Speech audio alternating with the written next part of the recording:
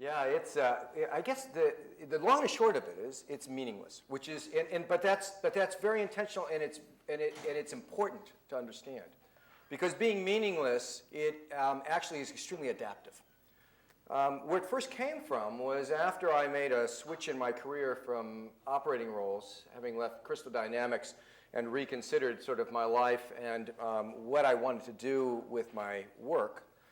I thought I would try to work a portfolio of businesses and try to add value as part of a team without actually taking the critical path operating role for any of them. Steve Perlman at Web TV at the time tried to recruit me as CEO. And as enticing as that was, I was very committed to trying this portfolio idea.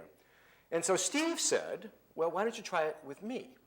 Why don't you try to let me run the company for a while and make me better and help us with all of the things your experience can help us with, but I'll be the point person. I'll be the CEO because I've got the vision and you've got the experience. And we did it quite successfly, I must say. And Steve, somewhere through that process, turned around and gave me business cards.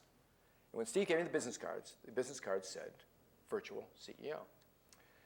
And at first, I thought, yeah, it's kind of hokey, virtual CEO.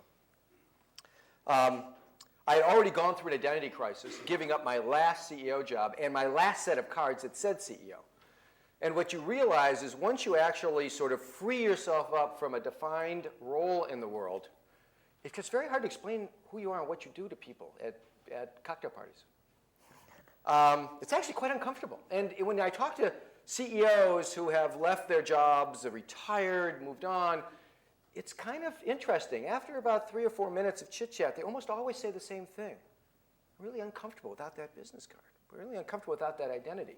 Well, I was sort of uncomfortable. I'd gone through my discomfort and had come out the other side, and he had given me these cards. And at first I thought, well, I don't need them. And then I thought, well, they're kind of nice because in a way, they are an identity. I can hand it to somebody and say, this is who I am and what I do. On the other hand, they are absolutely meaningless.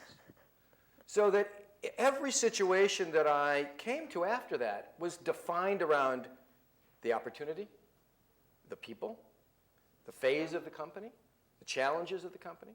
My role was completely adaptive. And so I've kept the title, even though I think at this point is maybe a little threadbare in some of the circles that I travel in.